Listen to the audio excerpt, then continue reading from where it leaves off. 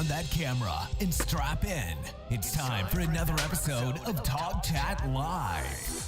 Get ready for 60 minutes of wall-to-wall photography, including photo news and tips, along with your photography questions in real time, with answers from your host, Olympus Visionary Joe Edelman. Hey gang, good Wednesday evening. It's Wednesday, so that means it's time for another live episode of TOGCHAT. Before we get going, gang, you know the drill. Please take a moment, help me out. Tell your photography friends that we are streaming live on YouTube right now. Twitter, Facebook, they're the fastest way to get the word out. You can go ahead and click the share button down underneath the video, or you can go ahead and you can share that link, tog.chat/live. In fact, I'll give you that right here now, okay? There we go. It is in that chat window for you, so go ahead and share that one out. We'll be good to go. And of course, we've got people that are tuning in here from literally like all over the world. So please do me a favor, leave a little comment. Let me know that you're here. Let me know where you're from. I got Lynn from New York, Doyle from Houston, Texas. I've got Lawrence all the way over in Rugby, England, Margot down in Atlanta, Chuck down in North Carolina, William in Ottawa, Canada. Also got FN89 in Ottawa too, Anthony down in North Carolina, Alvin in Virginia. We got people here from all over the place. So seriously, thank you for tuning in, spending an hour or so with me. We will try our best to have some productive conversation tonight. I have a feeling there's going to be some kind of tough topics, tough questions that come up, but we'll see if we can't get through them and keep things positive and go for there. And of course, please, seriously, questions, topics. Like if you're here and you're going to be here, how can I help you? What topics are you struggling with? What issues are you having with your photography? Let me help you out. You know, aside from saying, hey, Joe, I need money for, you know, that next lens, right? That kind of thing. I can't really help you with that one. But I can help you figure out how to make money so that you can go get that lens, right? We can do that. So please type the questions in. I will do my best to answer them all in the next 60 minutes for sure. So just a couple real quick pieces of business before we dive in. One is actually a little bit of fun. In fact, I just want to go ahead and grab the link here so that I can share it at the same time. So now, because I know like some of you, you know, you love it when I do like my little mini rants and that kind of stuff. So now you can actually use your own Joe Edelman gifts from Tenor. And these gifts can be found on Facebook. So like if you're doing a Facebook post, you can find these gifts. If you are an iPhone or Android user, you can find these gifts, except you have to download the Tenor app first. Tenor is Google, by the way. So this was really cool. They reached out to me. Some of you may know I had some before. It's these older ones here. And they reached out to me to ask if I would record some video clips for some new ones. And they're actually also making some from a bunch of my videos. So a couple of people have asked like, what, no reflector flip? The reflector flip is coming. It's going to be one of them. So these are actually pretty fun to do. It's something that they're doing with all of the verified profiles that are on YouTube. That's that little blue dot that's there. So by all means, feel free to use those, have fun. I know the people in my groups have been having some fun with them in that, and there will be more to come, right? So we'll see how that goes, all right? And of course, just a little reminder / heads up, online presentations.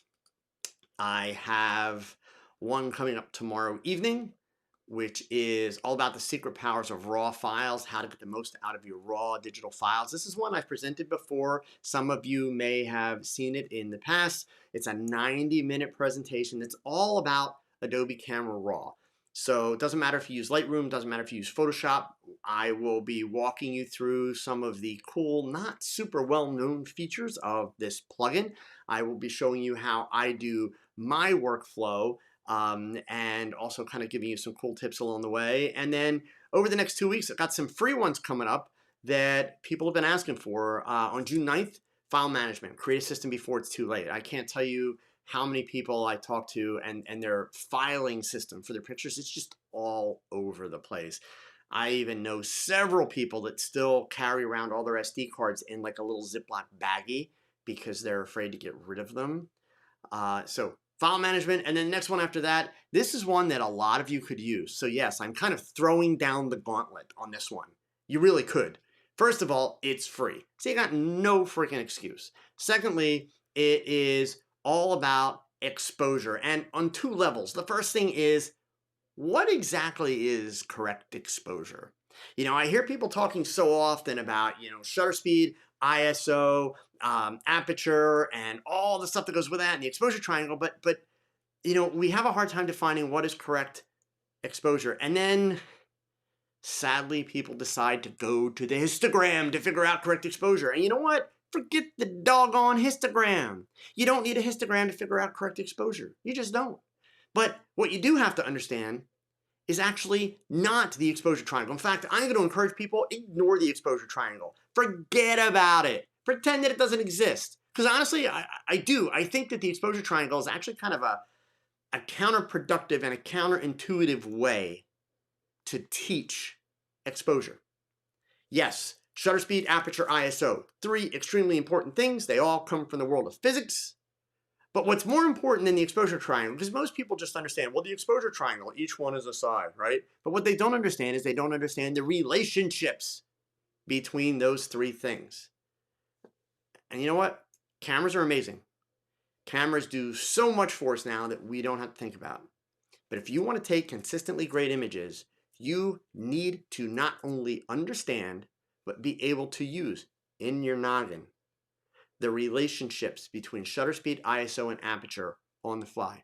And here's the good part, folks. Some of you are like, oh my God, but that's like physics and it's math, and I suck at math. Guess what? I suck at math too, right? So trust me, that's not the issue. So again, that's a free one that's coming up. It would be great to see you there, but there's a whole bunch there. Stay tuned this week. There are going to be even more added to the list. In fact, I saw somebody type in a message that they'd love to see me do a webinar about my prep, how I prepare for a shoot. It's coming. You'll see that information go up before the week is over. It's everything, all of it, every little detail from the minute I have agreed to shoot someone for whatever purpose, whether it's a portrait, whether it's a modeling shot, whether it's one of my crazy beauty shots. We are going to go through every little detail of planning, preparation, organizing, making sure the model doesn't flake, finding the makeup artist, booking the makeup artist, communicating with the makeup artist, doing all of that in the studio, setting it up, figuring out the lighting, and then working through the shot to get to what is going to be the final wow picture. So all that stuff's coming up soon. Keep an eye out for it. You'll see updates on the website this week. Also, a lot of you have been asking me, because I mentioned a week or so ago, I got 2 messages in the last week about my live streaming setup, because of course I did that video on YouTube all about the live streaming setup, and then I mentioned that I made some changes. So people are like, oh my God, am I missing out? Am I missing out? Well, first of all, it's still basically the same setup, right? I have made a few changes to actually just let the room that I'm in breathe a little bit. Part of the problem was when I first set this space up, remember I still had a studio that was 20 minutes away. And so now I've been able to bring all that gear home and set the studio up back downstairs. But that also meant I was able to switch out some of the gear that I was using here in terms of the rigging for lights and that kind of stuff. So what's kind of fun about it, as you saw in the beginning, is I've got 3 camera setup here that I can work with. So I've got the camera up top here. This is another Olympus, so it's a OMD EM1 Mark II that is up there. Also an OMD EM1 Mark II that you're watching me here. And then off to the side with a wider shot, I've got a GoPro so that you can kind of see from the side what the setup is here. So just to walk you guys through basically what's here if you are interested. You heard me talk about before, I work with two monitors. This is a 5K iMac that is totally tricked out. with RAM and everything else that's here. Nice high-res LG monitor sitting here. 13-inch MacBook sitting here. The 13-inch MacBook is actually also tied into a television monitor that is sitting behind. Whoops, sorry.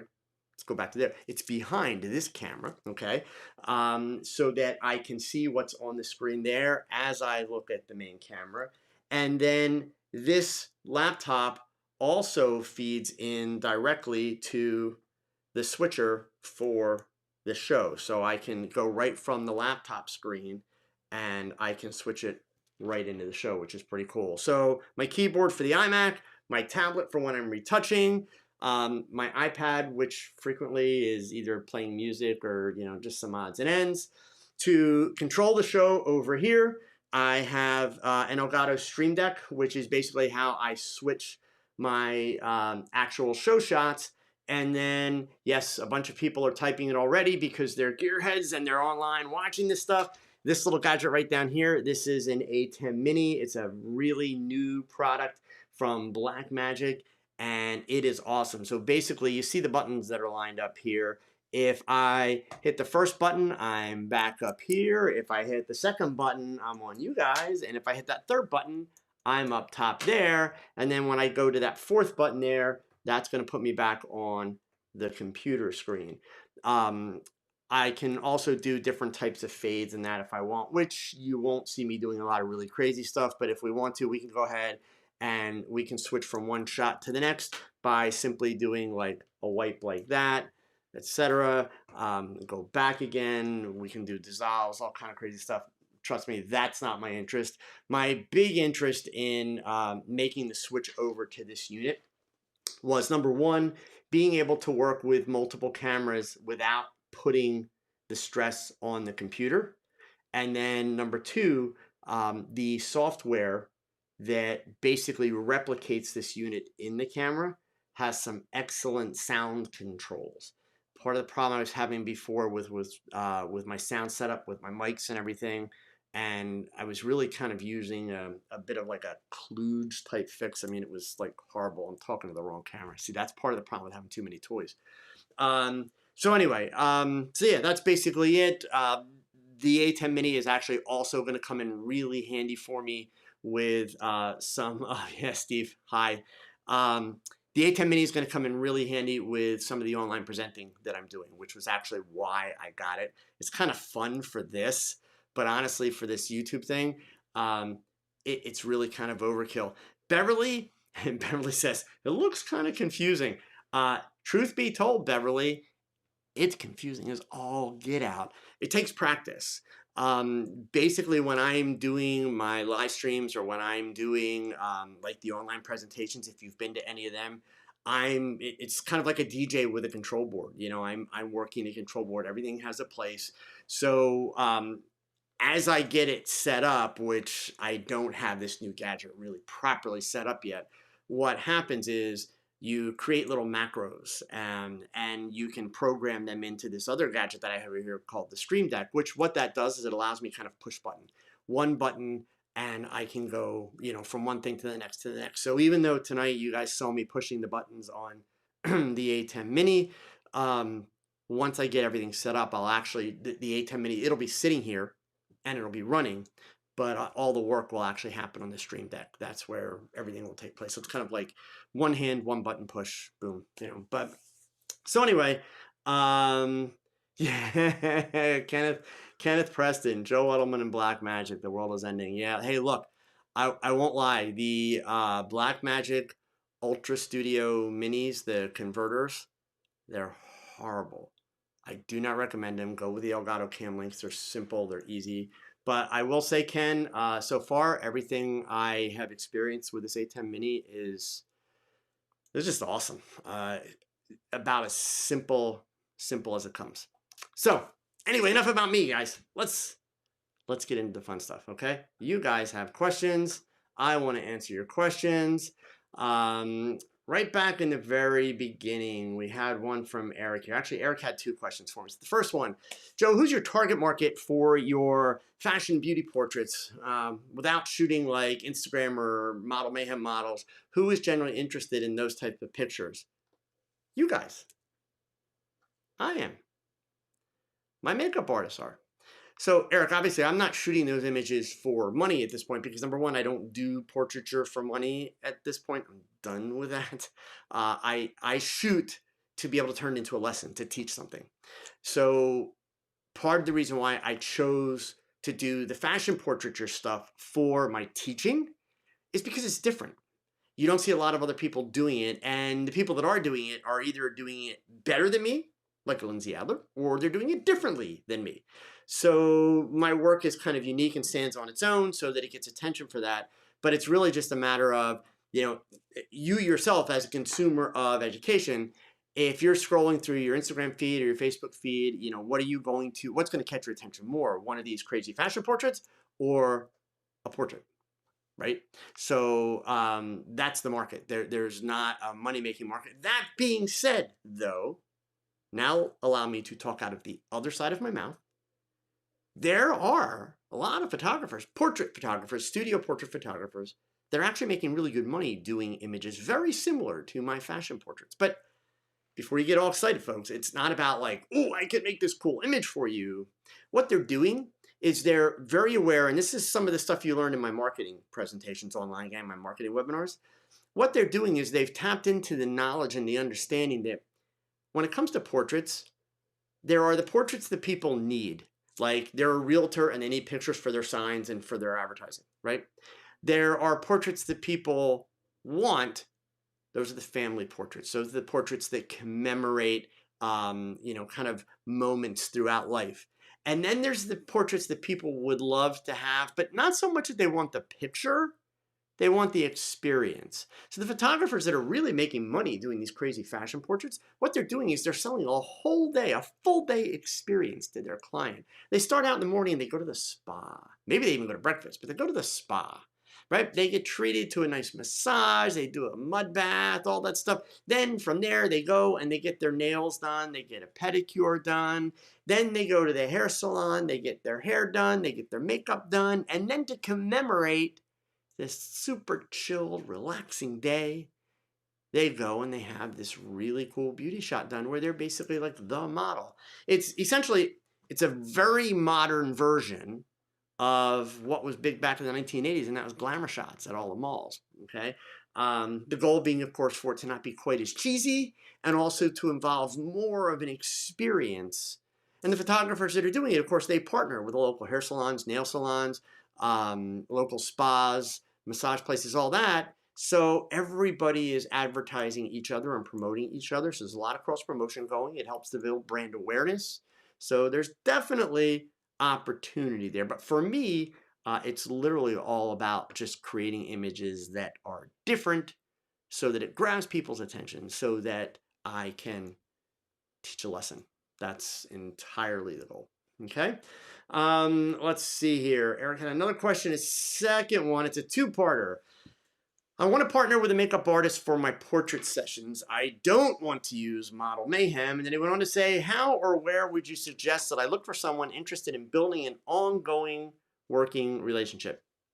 So just to be clear, Eric, Model Mayhem is not necessarily the worst place in the world to look for a makeup artist. Now, yeah, are the top-notch makeup artists in the world on Model Mayhem? Yeah, no, of course not, right? But what you're looking for when you're looking for a makeup artist is you're looking to start a relationship, which you mentioned, okay? And depending on your budget, availability, you may not be able to start out with the best, most accomplished, most well-known, makeup artist in your area. You may need to start out with someone that's maybe a little bit younger, someone who's a little bit still kind of new to the whole process, but who shows talent, who shows passion, and who wants to learn. So I am going to direct you to two of my videos here. They're on my channel. And when you go to the channel, I'll get you the links here, but just so you guys know how to find them in the future, don't type in the search bar up top. That's the YouTube search bar, because then you get all kind of other crazy YouTube videos from, people that like to talk about camera companies going out of business and all that crap, or people that like to try and take pictures riding bicycles, whatever, right? Just saying. So go to the magnifying glass that's on my page, and then what you're going to do is simply type in makeup artist. Okay, and you'll get a bunch of videos, but there's two that you got to watch, and it's the first two that comes up. Number one, 6 reasons that you should work with a makeup artist. Now, I understand you already have decided you want to work with a makeup artist, but I promise you will find some really good information in here, Eric. And then the other one, which is going to help you a lot in terms of starting this relationship that you're aware you need to, is what to know about working with a makeup artist for great portraits and modeling shots. Okay, and now to get to the question though, where do you find them? How do you find these people? Honestly, what I would do is I would recommend that you start with the same type of thing that I know myself and a lot of other photographers do. Even when I travel the country and I do my presentations and I need a local makeup artist or I need a local model, Instagram is the best for that. It just absolutely, it's the best. So like what I do here, let me see if I can actually get this on the screen for you guys really quick here. Bear with me one second, and we're going to try something. I haven't done this before, but this just happened to be a part of what I was setting up today. So we'll try this. All right. So if I switch over, right, you can still hear me. So I just opened up Instagram on my phone. So if I was going to go to, let's see, Chicago. Okay. So I could do a search for Chicago makeup artist and hit search, and then go ahead and click on tags. And I want to look at kind of the numbers. So I'm seeing like Chicago makeup artist, 321,000 posts. So that's probably a pretty good start there. So now I can go through and I can see, obviously right out of the box, I can see some stuff that's kind of hideous. I'm not going to point to which ones, right? And then I can, okay, there we go. And then I can see some stuff that's interesting. So maybe I want something with lots of color like this one. So then I can go ahead and I can click and I can see, okay, so here's this makeup artist. And I even have the ability to email her, whoops, if I click on the email link and all that kind of stuff. So honestly, that is kind of, that's where I would start, is do Instagram hashtag searches. Same really goes kind of, with models actually. Do understand that, doing online search, period, you're still going to run the same risks, Eric, as you would like with Model Mayhem and that kind of stuff. I don't know if you've heard any of my rants on the topic. I'm not going to do a rant about that tonight, no matter what. But the fact is, all these stories you hear about, models flaking and not showing up and makeup artists flaking and not showing up, 99.9999999% of the time, it is not the model's fault. It's the photographer's fault. I stand by that. When I get to that online presentation that I'm going to do about prep, you'll hear a full breakdown and a full description of that. But that is where I would start. That's what I would recommend that you begin with. Okay? All right. Next question that I had come in here. This one's from Alvin. So Alvin, you got to give me a little more information here. This one kind of confused me. What do you think about Zoom type style weddings or elope wedding photography? So the whole like elopement weddings, I mean, I get that. It's essentially kind of a destination wedding of sorts, but it's a couple, right? So when you talk about Zoom type style weddings, what do you mean? You mean like a bride and groom on Zoom and, the family on Zoom and the pastor on Zoom? Alvin, give me a little bit more background and exactly like what do you mean, like building a business model around that? Is that what you're trying to get to? I just want to make sure before I kind of go one direction or the other that I really understand what it is you're asking. So I know you're here. Give me a little bit more detail, and I'll do my best to be able to kind of point you in a good direction there. Okay. All right. Next question I had, and I do have a couple that came in on my Facebook group a little bit earlier. So we'll do some of these, and then I'll switch over there and I'll grab those. Let me get through all the hellos here. Lord R, am I recommending Godox strobes? Not necessarily recommending them. I use them. So if you want to call that a recommendation, the reason why I'm hesitating to say, well, I recommend them, I don't know what you're going to use them for. So my hunch is you're potentially maybe new to following me, Lord. Probably got tired of some of those other crazy people because they told you that all your cameras were going to be worthless in another month, right? Anyway, the fact of the matter is when you ask an open-ended question like that, obviously all I can do is give you my opinion. So if Joe Edelman recommends a Godox strobe, what does that actually do for you? How does that help you? Right? It doesn't. So, Lord, I'm not trying to pick on you. I want to give you information since you're taking time to watch me, and I appreciate that. I want to give you information that's actually going to be actionable, that you're going to be able to use and use with some confidence. So do me a favor, give me some feedback, and tell me, like, are these your first strobes? What do you want to shoot? How do you like to shoot? Give me as much information as possible, and then I'll gladly give you a detailed recommendation that's going to help kind of point you in the right direction, okay? All right. Let's see. DMAC, you struggle with getting in focus group images. Oh man. So DMAC, what camera brand do you use? I mean, without, seeing a picture, DMAC, or without hearing a little bit more information, I could go down a list of things that photographers, new photographers, routinely do that make it hard for them to get everything in focus. So things like shooting at too slow a shutter speed, things like trying to shoot a group wide open and not realizing that you don't have enough depth of field to keep everybody in focus, etc. Simply focusing on the wrong spot, or if you're shooting the group in really low light, your camera's hunting and your camera's not properly focusing. I won't mention brand names, but that happens, right?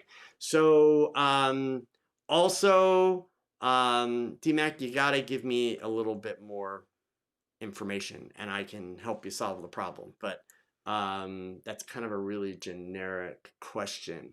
Anand, all the way from down under, love the gifts. Yeah, they're kind of fun. It's neat. They reached out to me like, we want to make gifts. I'm like, really? Okay, that's cool. So my adult son, of course, when I told him, I get the eye roll like, oh my God, right? But yeah, so needless to say, I just annoy the heck out of him with the gifts. So it's quite pleasurable for me. So, Dwayne Norfleet, hi from California, looking for a camera. Son of a gun. Dwayne, thank you. I hope all's well with you and all the rest of you. It's a bad excuse, but it's my only excuse. I think I'm so anxious for the world to get back to normal. I keep forgetting that it's still really very appropriate to make sure that, I am wishing everyone is well and safe. I do still wish that we all practice social distancing. I am a firm believer that we still have a lot of work to do to get this whole thing behind us.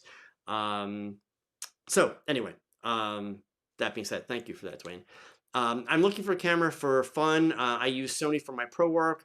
Have you ever just bought with that in mind, thinking Fuji or Nikon? I'd love your thoughts. Yeah, I mean, I have 2 cameras right now that are like my fun cameras that I love, and neither one of them is close enough for me to grab. One is the Olympus Pen F, just because it's cool, and it's got the coolest logo of any camera ever. Done. The other one, the Olympus Tough TG6. Now, I will say, Dwayne, that it is my opinion that you're making a really bad decision if you are a Sony shooter and you go and buy like a Nikon or something else just to be able to have a kick around camera. Because all the more reason your kick around camera should be a camera that you don't have to think about. It should be simple. It should be easy. It should be an extension. Because let's face it, when we want to take quick pictures with these, we don't have to think about these. That's part of why people love taking pictures with iPhones. Any idiot can do it, right? It's easy. So the challenge is if you are a Sony guy and you go out and buy like a Nikon or a Fuji for doing your carry around snaps, well, then the problem is the menus are different, the settings are different, the locations of things are different, the naming conventions of things are different. So it kind of doesn't make any sense, right? I mean, at least not the way that I think. That makes no sense at all. So I personally would not recommend that. And you notice I'm not even telling you, hey, get an Olympus, because I will tell you, Tough TG6, #1 rated kind of carry around camera in the world last year. Don't take my word for it. Go read the blogs, right? If you're interested, in a carry around camera though, in your Sony, you should maybe look at that new vlogging camera that they just came out with. That's a nice little camera. It's got really impressive specs. Not cheap, but nonetheless, yeah, I don't know. I wouldn't go with another brand, because to me that actually just puts you in a situation where your kick around images are probably not going to be that good, or you're actually going to stop using the camera because it requires actually too much effort. So that kind of winds up getting in the way. Part of the idea with a carry around, kick around fun camera is that it doesn't get in the way. It's just there, right? And you kind of turn it on, poof, go, right? That's what's great about a phone. So that would be my thought there. I mean, beyond that, I really don't have a preference between the two. I left Nikons because they're too damn big, and I've said many, many times, Fuji makes great cameras. I just really can't stand the ergonomics. It's just a personal feel with the way the camera fits in my hands. Wonderful cameras, great features. The people that have them love them, just like Sony's, right? But yeah, I'm not a fan. So, okay. Let's see here. Peter, I remember a while ago you were looking at LED lighting. Did you ever proceed with it, or did you just decide to stay with flash? Peter, did you see my video? I did a whole bunch of videos about LED lighting. Yeah, I mean, I made some of my own. I have the Savage Edgelit Pros, which I really love. I have full-blown LED panels, which is actually like what's lighting me up here, and hair light behind. I do a lot of stuff with LED. It really depends on the shot and what I'm doing and what it's for. LED is awesome. For those of you that are of the mindset like, but I want to know which is better. I want to know like what one kind of lighting should I get. If you are of that mindset that I have to have one kind of light, then hands down, go with strobes or flash, right? Hands down.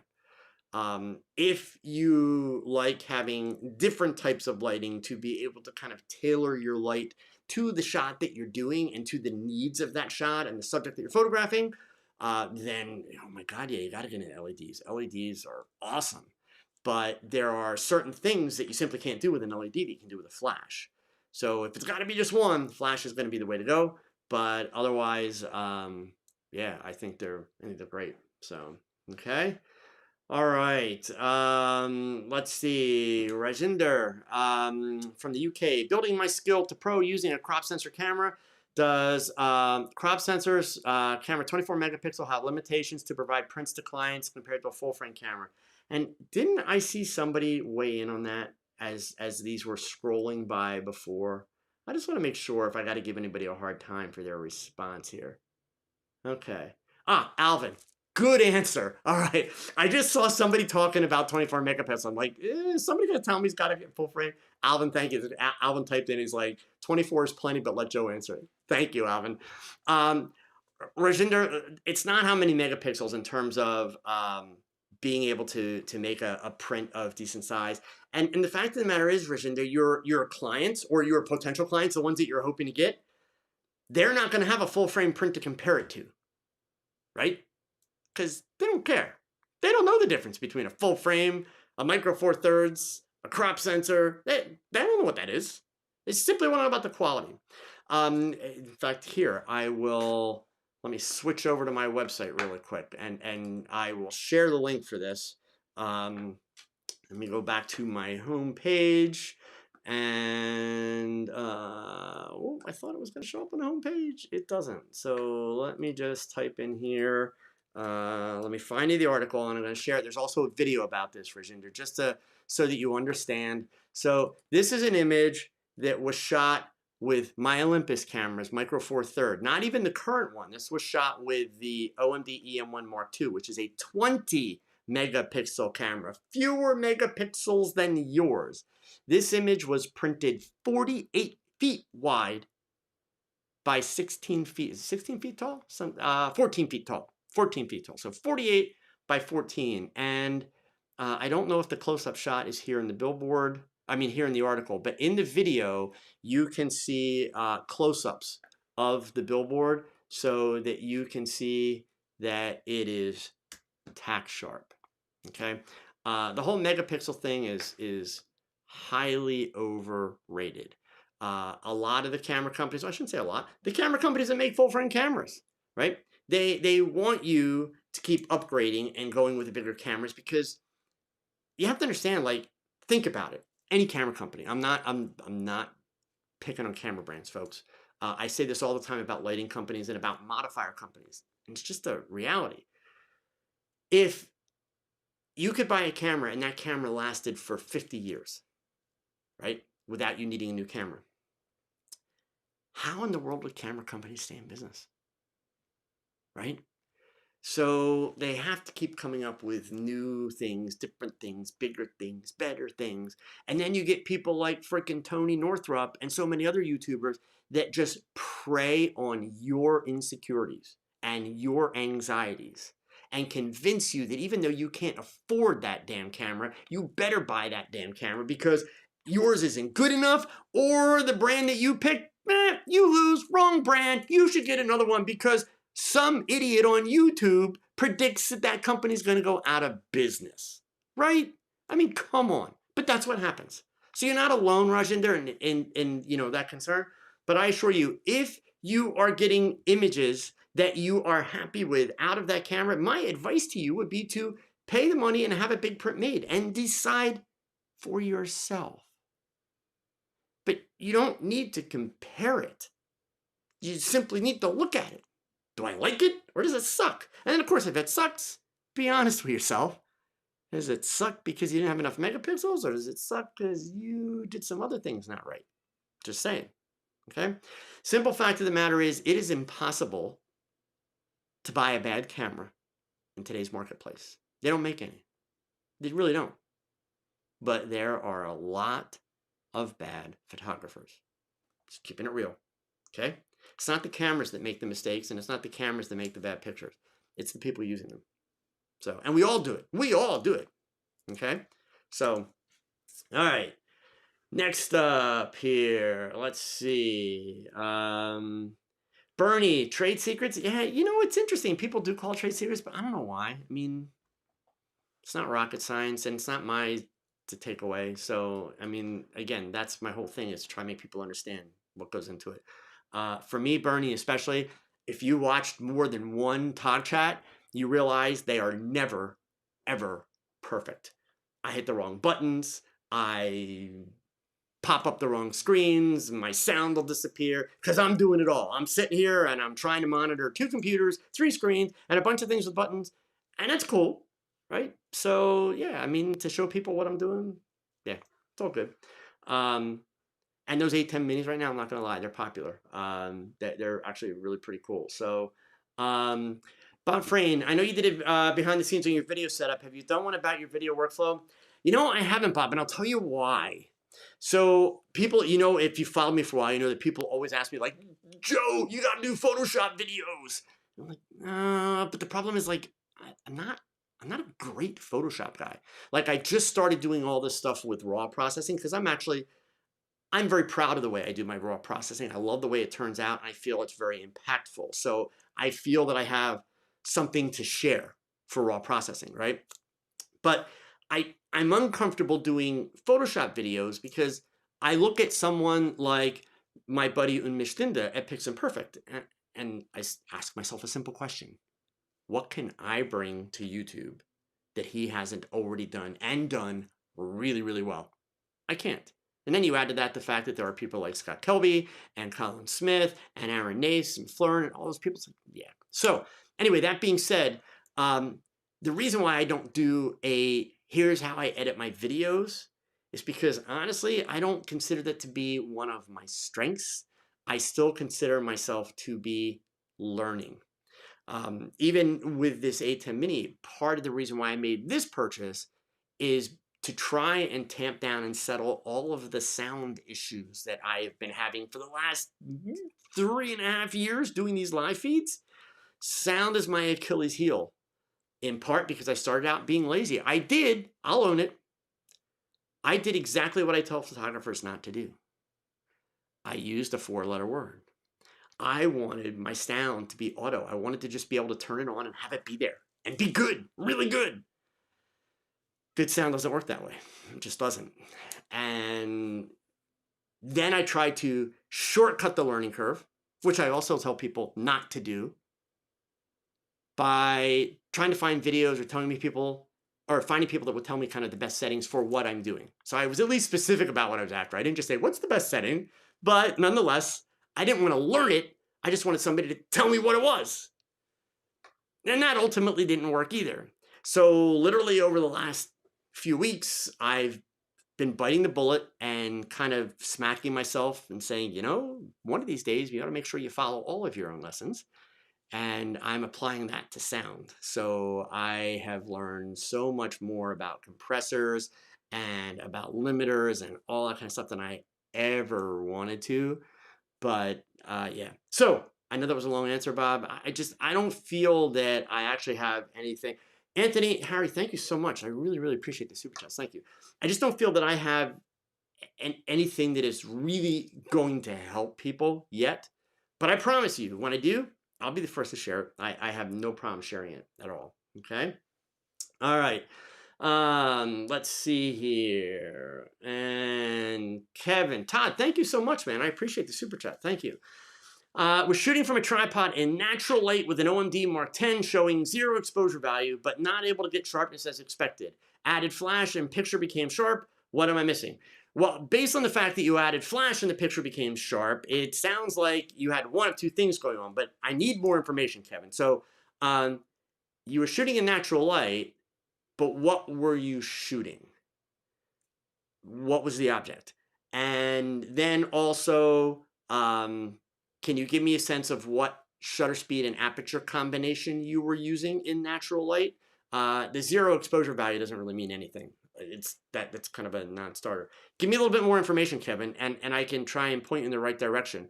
I will be the first to tell you that depending on what you're shooting, Olympus cameras do need to be customized with regards to the focusing, but that is by design. The focusing system of the Olympus cameras has so much more depth to it than any other camera brand on the market. But the point is, depending on what you photograph, it is not going to work optimally at the default settings right out of the box. It just won't. Like, birds and wildlife, which doesn't sound like that's what you're shooting, but birds and wildlife are a perfect example. I can't tell you how many bird and wildlife people that I meet who buy Olympus cameras because they hear how great the focus are, and then the first time they use it, it's like crap, and they're like, what is this? This sucks. It's like, but they haven't set up any of the settings appropriately for that type of subject. Once they do that, they're like over the moon with what the camera does. So, here we are. Kevin says it was a self-portrait with a 3-second shutter. So, right out of the box, Kevin, the 3-second shutter is your problem. 3-second shutter, if it was a self-portrait, you weren't holding still, okay? Not to mention that once the focus locked in, even if you move back and forth a little bit, that's changing the distance. When you fire the flash, even if you still had the shutter open for 3 seconds, you are basing your aperture and your ISO combination on the power of the flash. The duration of the average speed light is about 1/10,000th of a second, which is faster than most of the shutter speeds on your camera, which means that's why the flash was sharper. So the bottom line is, yeah, anytime you're photographing a person and you don't want motion, 3 seconds is just simply way too long. Even on a tripod, it's way too long.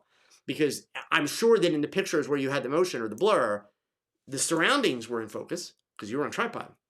But yeah, it's you that moves, okay? And we move, believe me, over 3 seconds, humans, we move a lot more than you think you do. It's extremely hard to sit still for that. And that's like back in the days when you see the old black and white pictures, it used to be shot like on sheet film back in the 1800s, like Civil War era and that kind of stuff. The people were frequently sitting in high back chairs because they had their heads pressed against the back of the chair. With that as their stabilizer, it was a lot easier to sit still for a longer period of time. That's also part of the reason why they weren't smiling. The other part was we had really bad dentistry, almost none then. So people had bad teeth. But the other part of the reason why they didn't smile is so that there was no movement. Okay. So let's see here. Todd, and I've skipped a couple. I'm going to go back. Don't worry. This makes me wonder, do the Olympus cameras know when they are on a tripod, or should the IBIS be turned off? So, Todd, I'm going to give you two answers. So the first answer is no. It does not know if it's on a tripod. Absolutely not. It doesn't matter which camera, it doesn't know it's on a tripod. But I'm going to give you two answers because I'm going to tell you what the instructions say, meaning this is what Olympus tells you. And then I'm going to tell you what I do. And then you should go experiment and you should make your own decisions. Anytime you're using IBIS, and it's pretty much the same answer for, I believe, every camera brand on the market. Well, every camera brand and every camera model that has IBIS. So I'm not talking, VR reduction on a lens. I'm talking IBIS, okay? In-body image stabilization. You are supposed to turn that off when you have the camera mounted on a tripod. By design, that's what the engineers had in mind. I have IBIS turned on my cameras. Not on these video cameras you're looking at right now because they're like locked down on poles and tripods and that, so they're not going anywhere. But my EM1 Mark III, my EM1X, my EM5 Mark 10 or Mark III, I always have IBIS turned on. And when I go to a tripod, like if I'm shooting in the studio with the Mark III, I don't turn it off. I just put the camera on the tripod, take my pictures, do what I'm doing. I don't do anything different to compensate. I don't try to override, anything. So there's no trick to it. I just don't turn it off. So yeah. So I'm not recommending that you do that because the instruction manual tells you turn it off. But yeah. But the camera definitely does not know that it's on a tripod. That's not happening. Okay. All right. Sliding back up here. Let's see. Kevin's also saying, so he didn't change the ISO, and with the flash, he was able to increase the shutter speed significantly. Yeah, so that's the point, right? So basically, the thing of it is even though you increase the shutter speed significantly, Kevin, you almost didn't need to, in the sense that the flash becomes the shutter speed, okay? Because you also probably had to, correct me if I'm wrong, but you probably had to change your aperture at the same time. So yeah, the problem you were having initially, it's that 3-second exposure time. DMAC, where to put the main focus on? So this was saying he has a hard time with groups, okay? So DMAC, this is where you have to understand the rule of thirds, but not the composition rule of thirds. This is a physics rule of thirds. So you guys in DMAC, you've probably been around for these conversations, okay? I frequently tease you guys with the fact that there are 4 ways to control depth of field, but yet everywhere photography is taught and photographers learn that there are 3 ways to control depth of field. I'm telling you that there are 4, and I'm right. So for those of you that have never heard this before and are now saying, what? Let's explain. The 3 that we know about. Number 1, aperture. Smaller the lens opening, so that's the higher the aperture number. I know it's backwards, right? But smaller the opening, more depth of field. Number 2, focal distance. So when we say focal distance, we're talking about the distance from your sensor to your subject, the point where you focus. The further you are from your subject, the more depth of field. The closer you are to your subject, physically, the less depth of field. The third item on the list that we are all taught is the focal length of your lens. So remember, we got aperture, focal distance, focal length. Focal length in the sense that the wider the lens, wide angle lens, you're going to get more depth of field. The longer the lens, telephoto lens, you are going to get less depth of field. Anthony, I don't use a calculator app because there's really no need to. We can see it in the cameras. I'm a mirrorless shooter, Anthony, so I see my results immediately, right? So now back to DMAC's thing and the fact that I told you guys there's actually 4 things. So I know that most of you listening, I haven't told you anything revolutionary by telling you those 3. Most of you understood that you can control depth of field with aperture, focal distance, and focal length. right? So what? It's all about relationships. And that's where the fourth thing comes in. So if you do get a depth of field calculator app like Anthony's talking about, or if you go online to the website depth of field calculator and you try it out, what you will notice, if you could draw the field, okay? So here, this is a 12-inch ruler, right?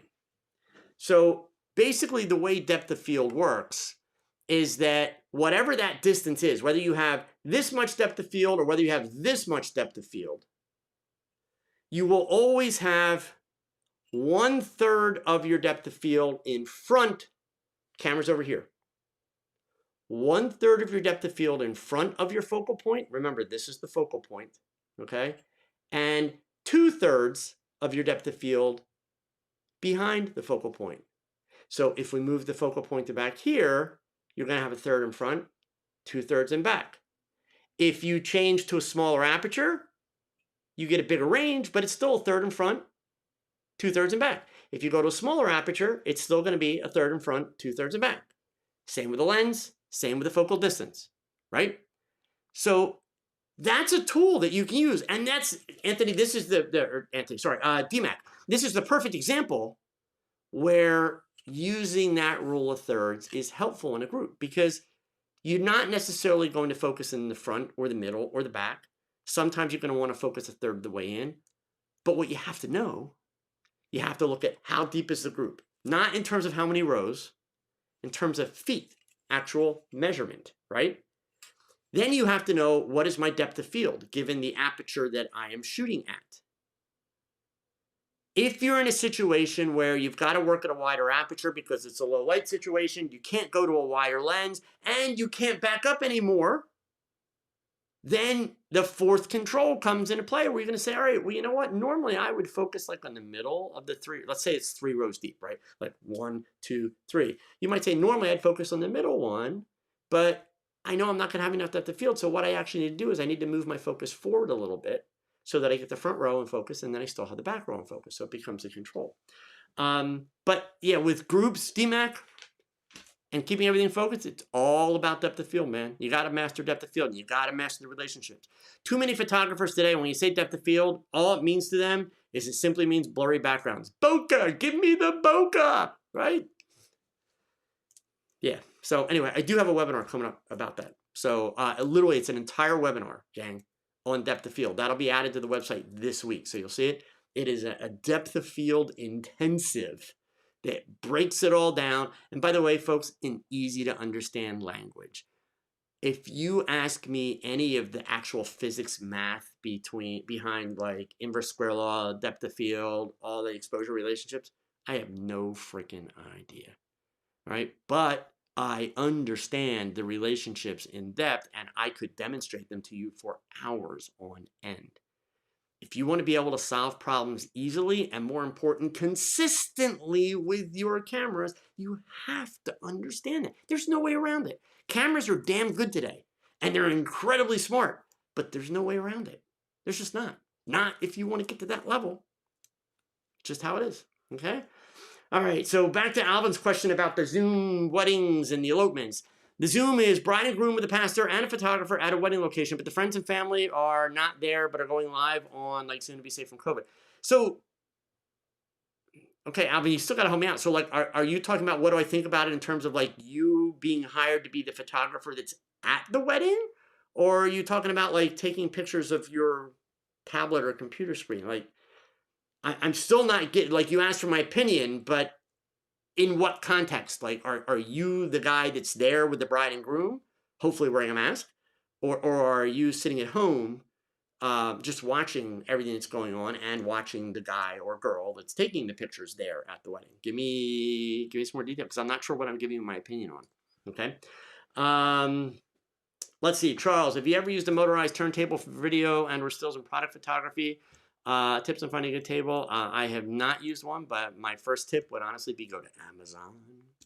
I have some non-motorized ones that I have played around with on rare occasions, but I do not have a motorized one. But you can find that kind of stuff really cheap now on on Amazon. So yeah, start at Amazon, Charles. You'll find stuff there for sure.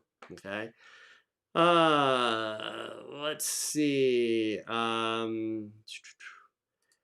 Javier, did I work with something else before I was a photographer? What's my story? I'm new here and wow, respect for your work. Well, first of all, Javier, thank you for the respect. Secondly, actually, I do. I've told this story many, many times, so I'm not going to give the whole story tonight. But I got my first camera when I was 11 years old. It was a German camera. I paid $75 just to irritate my parents. I had my first picture published in a newspaper at age 14. I had my first AP wire photos and but images in Newsweek magazine at age 16. And I've pretty much had photography in my life ever since. I've owned and operated a successful portrait and wedding studio in the mid-1980s when I left the newspaper business. I've done commercial advertising work. I actually shot food for a lot of years. I've done modeling work, everything from fashion layouts, and done shoots for Cosmopolitan and Shape and Get Fit magazine. I've done assignments for the New York Times, Los Angeles Times. I have done a little bit of everything. I'm still not sure exactly what I'm going to do when I grow up, but there will be a camera involved for sure. Okay, so that's kind of the short version of it. Okay, so all right, next up here, Kyle M. Thanks for blocking me on Instagram after making a valid point. What's your valid point, Kyle? I don't know what you're talking about. It might have been me. It might have been my social media assistant. But hey, if you think I wronged you, type it out, man. Let's duke it out because I'm in that kind of mood this week. There's been so much crap on social media. Let's have it. If I wronged you, let's fix it right now. I don't want you walking away. Since you went out of your way to come to my live stream and type about it, type away, man. Let's do it. I will give you a platform. Here you go. Okay. All right. So, let's see. After Javier, Vaughn. My images look like it was taken by different people. How do I get a profile or a style that makes my brand? Take more pictures.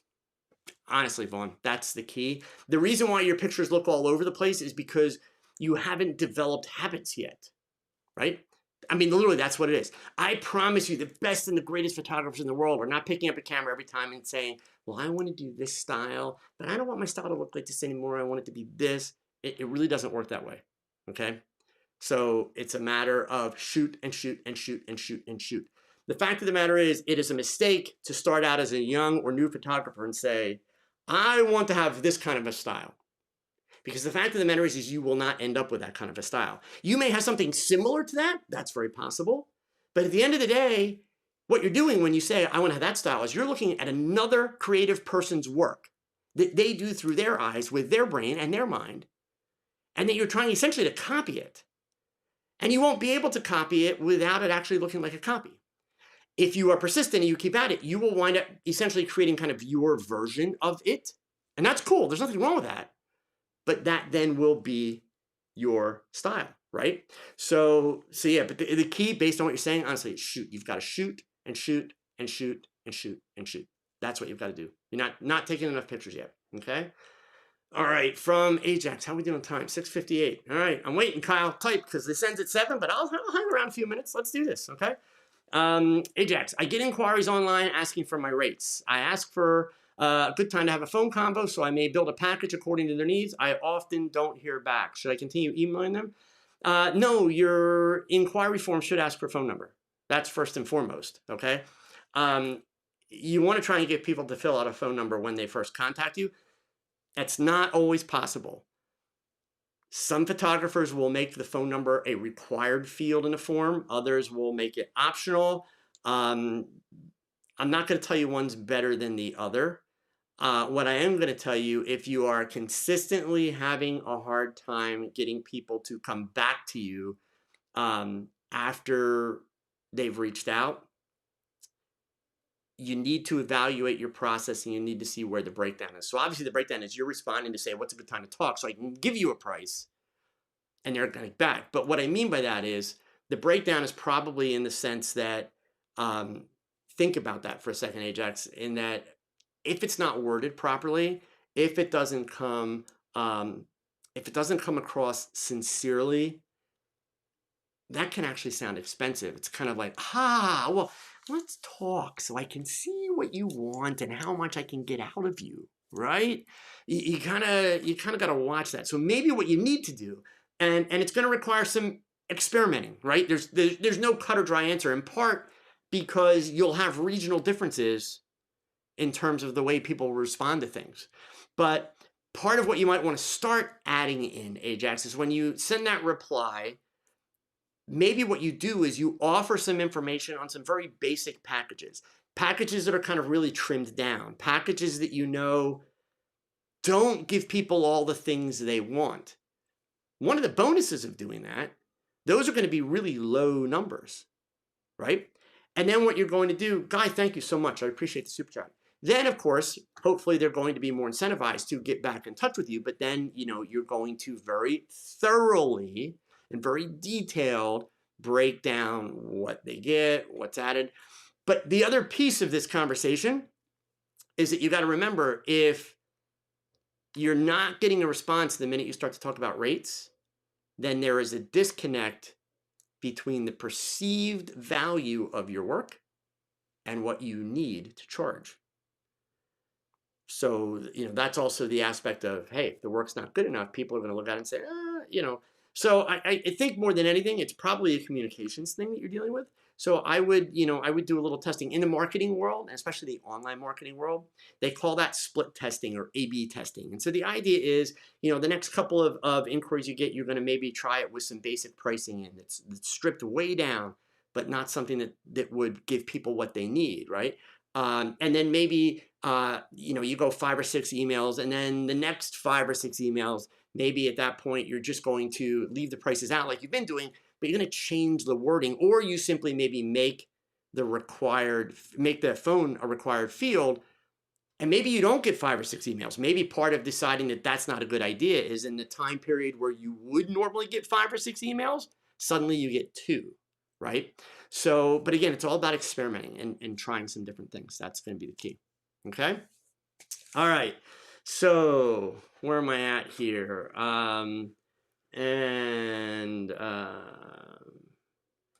Peter, just to say something regarding megapixel print size. I recently printed an A2 from an old 12 megapixel D700 file, and it looks fabulous. Yeah. I mean, you actually don't need massive files to be able to print. Okay. You just don't. So, Harry, thank you so much for the kind words. Marcos, it's not the camera that makes the mistake, it's the photographer that makes them. Yeah, I mean, pretty much, Marcos, that's how it is. Trust me, when I was younger, I was all about couldn't have been me, had to be somebody else, right? Yeah, but yeah, no, it's when it doesn't work, it's on us, right? It just is. So, Patrick, here we go. Oh, I'm gonna run way over tonight. I can see it coming. So what advice will you give me to manage to convince a client that this or that choice for a product photo shoot will not give the best result when the clients have a precise idea of what he wants? Toughest challenge ever, Patrick. So let me work this backwards. Sometimes, Patrick, those are the clients that you have to turn down the work, which sucks, right? I mean, I've had it happen and I've done it.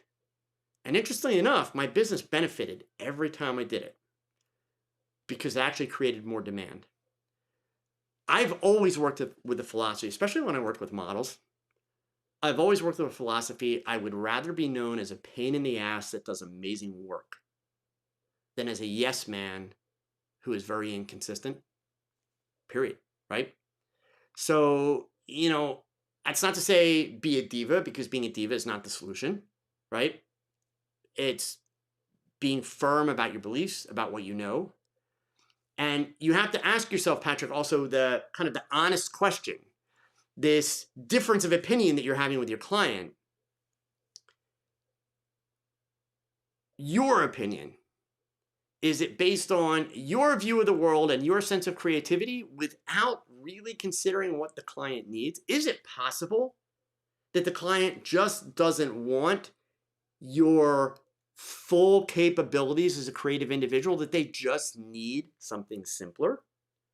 So before you kind of really get into it with your client or even start to too much pushback, You got to make sure that you're being honest with that, right? Some clients just want simple stuff. That's all they want. And if they're paying your price, then you should be happy with that. Remember, again, because I will tell you this also too, Patrick, because I know you're at a point where you're trying to work yourself into paying clients right now. The harsh reality of making money as a photographer, it's not social media. Meaning, not every job that you get paid for is going to go in your portfolio. And for sure, not every job that you do is going to go on social media, because not every client is going to want you to put it on social media. If you're getting paid as a photographer, do not be dumb enough, any of you, to make the assumption that, well, I took the picture, I can put it on social media, it's mine. Yeah, legally it kind of is, but don't be that foolish. Respect your client's wishes. Have that conversation in advance, not after you do the job, in advance. Make sure that you're both on the same page in advance. But the reality that you're going to find, client's the boss. So if you're doing what the client wants, a lot of times that finished image is not ultimately going to represent your style, your way of working. But what it does represent is another set of bills that you can pay because you got a nice check in the bank. That's part of doing business. So it's a big juggling act. It is, but something, Patrick, you will encounter it again for sure. Okay. All right. So let's see here. Scrolling on down. I did the IBIS question. Let's see. And Anthony asked me about the field calendar. We got that. Let's see. Ben Gorman. Is it best to use cameras with smaller sensors if you generally prefer greater depth of field? It doesn't matter, Ben. That's internet mythology. It just is, right? You don't get more depth of field. Depth of field is depth of field, period, right? 5.6 on one camera is 5.6 on the other. It doesn't matter. So yeah, you don't have to use a micro four thirds to do that. Okay. We are going to talk about that in my webinar about depth of field. Not that enough people will see it to finally stop that conversation, because there are still going to be YouTubers that like to cause stress and anxiety amongst photographers and twist the story around to make it sound like something that it's not. So, but that's not even a thing. It's just really not. It's a thing on YouTube, but it's not a thing. Okay. All right, scrolling down here. Where are we at? All right, so Alvin, you would be the guy that's there, photograph the wedding. The Zoom will be set up on tablet or phone. The bride and groom can interact with the friends and fam. Should I offer the service for weddings? No. Now I see where you're headed. No, don't offer it as a service. A wedding is a wedding is a wedding, right? And as a photographer, your job is to photograph the wedding. Done, right? We're going to survive this virus. It's going to take a while. And when we do, there's going to be a new normal. In fact, hell, who knows? Maybe in the future, Zoom weddings will be, they're not going to replace church weddings, right? But maybe Zoom weddings are a more common occurrence.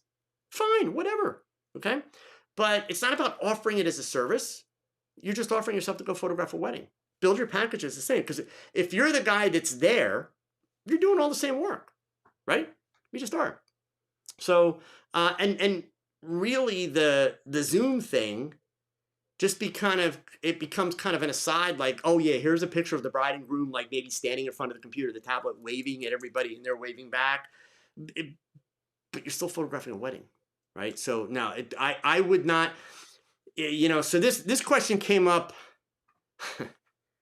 Here I thought I was going to get through the whole thing.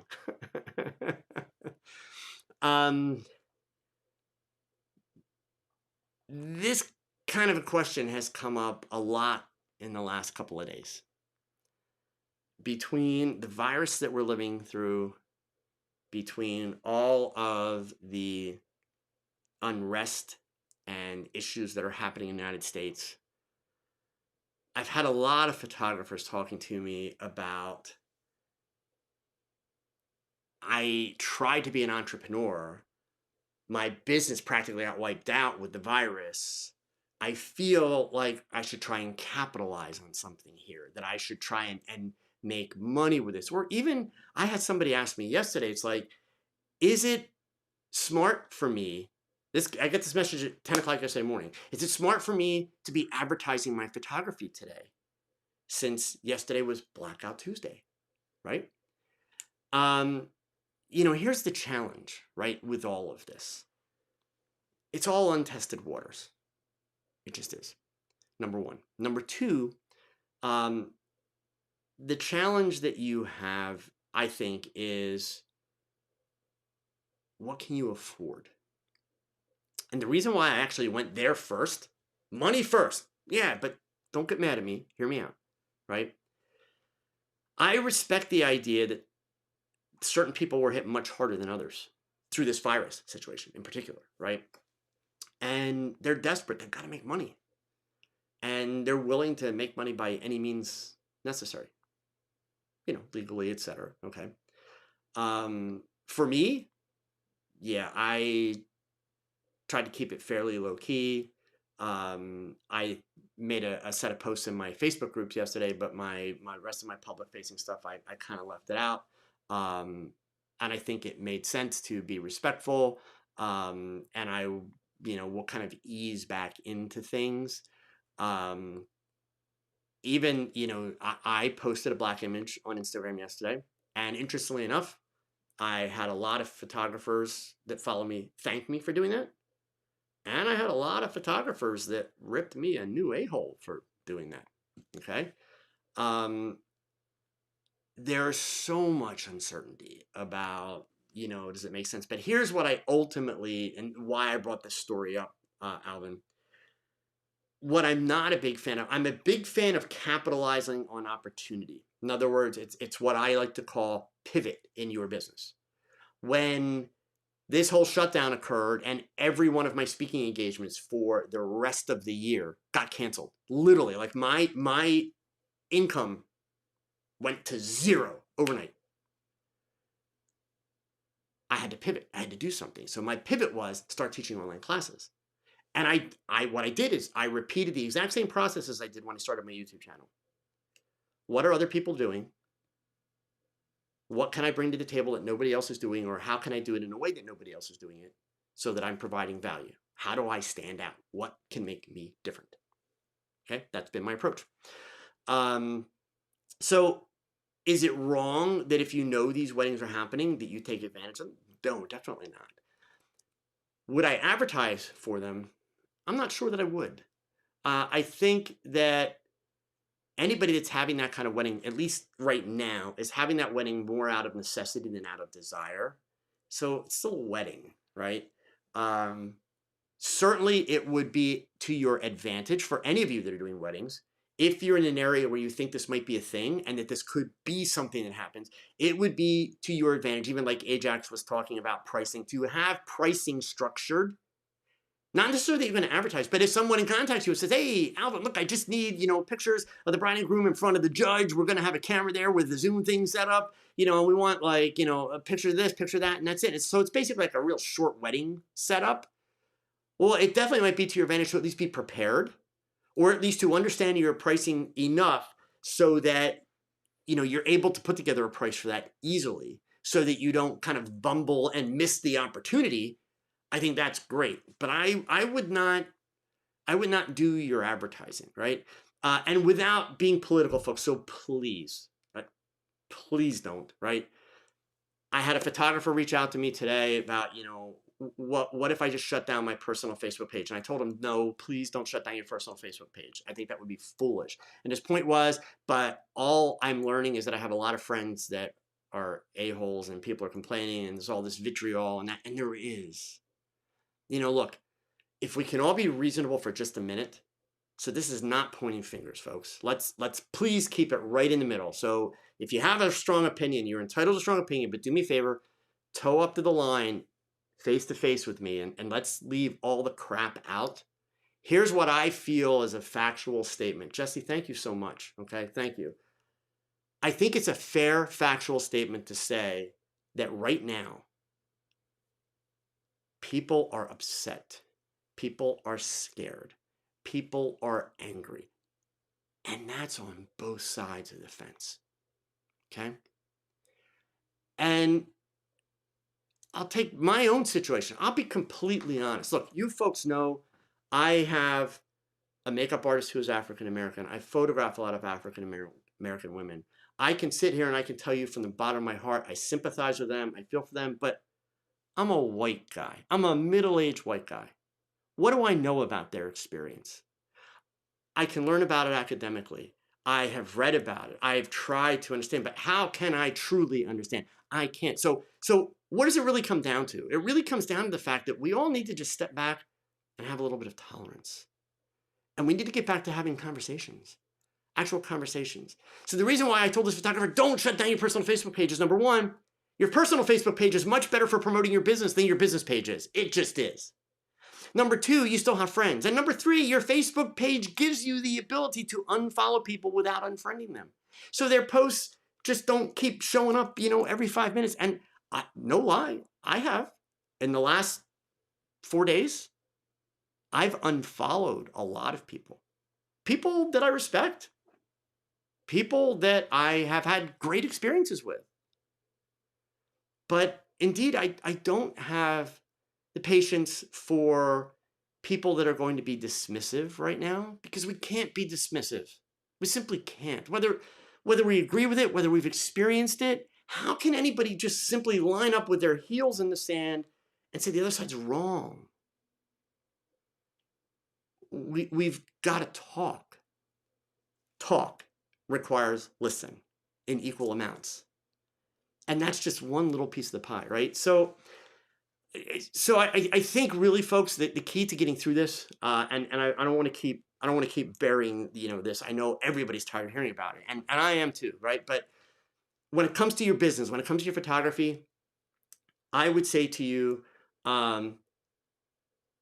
stay the course. Just take a deep breath and take a step back. Be quiet. Indeed, maybe you do, like I did, you reevaluate your friends list, just in the sense of, I just don't want to hear this person. And I respect that this person's upset and they're angry, whatever. I respect that I disagree with them.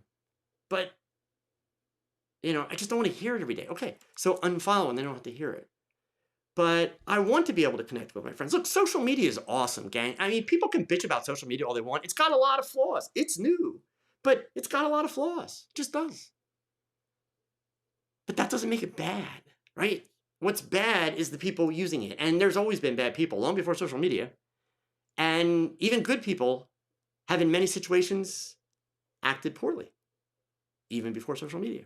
So, I think that when somebody shuts down their social media, or when somebody does something like that, that's an extreme reaction. The only person that loses is that person. But from a business standpoint overall, gang, stay even keel. I did the black picture post yesterday because there seemed to be a groundswell of support going in that direction. And I felt like it was important to show support for people that were upset. But indeed, as I said, I had a bunch of people say, hey, glad you did that. And I had a bunch of people say, what the hell do you know? And really read me the riot act. And you know what?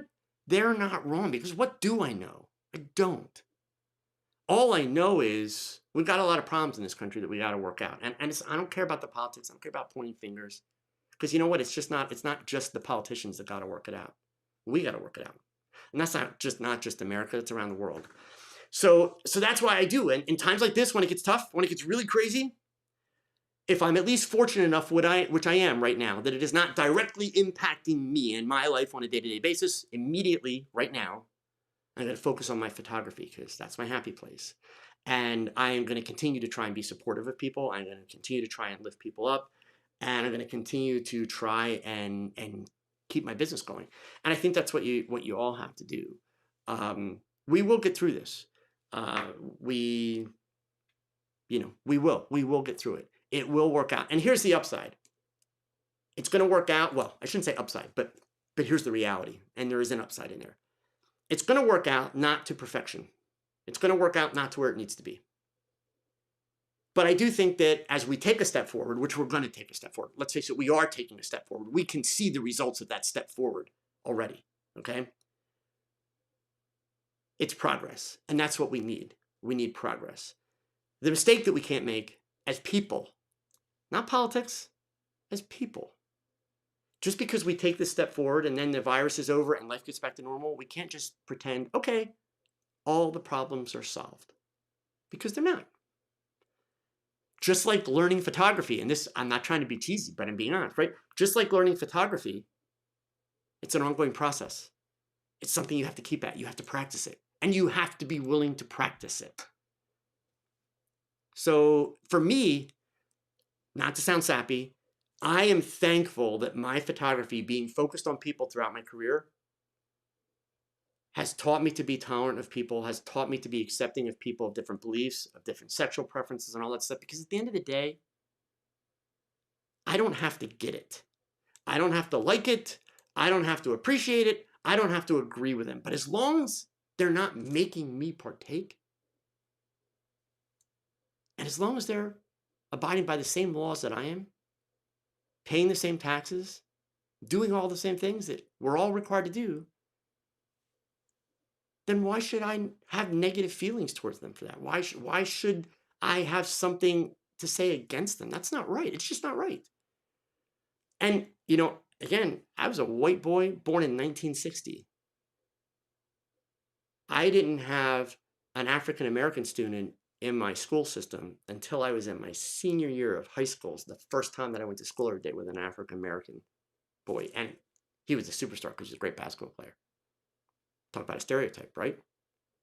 So I grew up in the tail end of all of that time period.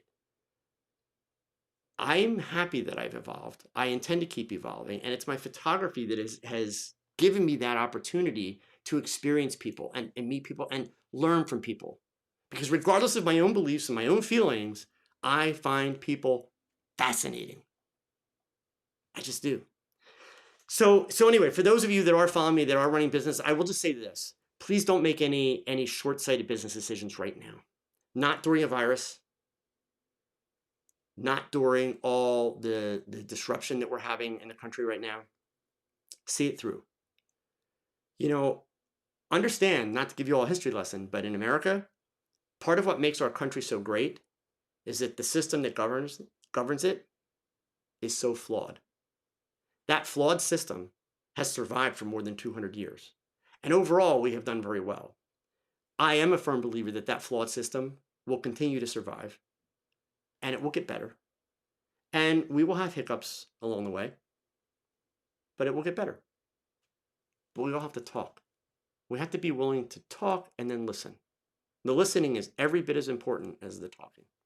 So anyway, I don't know if Kevin hung around. I don't think he did. Was it Kevin? Not Kevin, sorry. Who was it that said that I deleted a post of theirs? Kyle. Did Kyle didn't give me a response. So, Kyle, I don't know if you're still here, or if you watch this. I'm going to sign off here, guys. I know there's a couple questions. I promise you I will, I'll go over again next week, but I'm like 20 some minutes over. Kyle, if you're here, do me a favor and message me. If you feel I wronged you, tell me what it is. Let's talk about it. Let's have it out, right? I'm not, and I apologize. I was a bit insensitive, and maybe I sounded like I was gonna just make a fool out of you or something if you would have typed it in. I apologize if that's how it came off tonight. But yeah, I do have someone that helps me with some of that stuff, and I do some of it. So could have been me, might have been somebody else, but bottom line, it's my profile. So buck stops here. If you feel that I wronged you somehow, then tell me what that is, okay?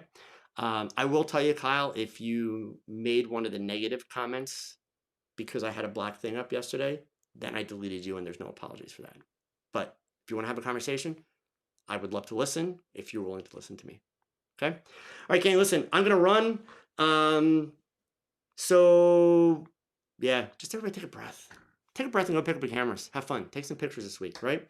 Don't forget, I have that webinar tomorrow night all about Camera Raw. It's a good one if you got the time. And then there's a bunch of free ones coming up too, so check those out. But hey, you guys know the drill. Make sure you remember these words. Thanks for watching another live episode of TOGCHAT. Now, pick up that camera and shoot something, because your best shot is your next shot. So keep learning, keep thinking, and keep shooting. Adios.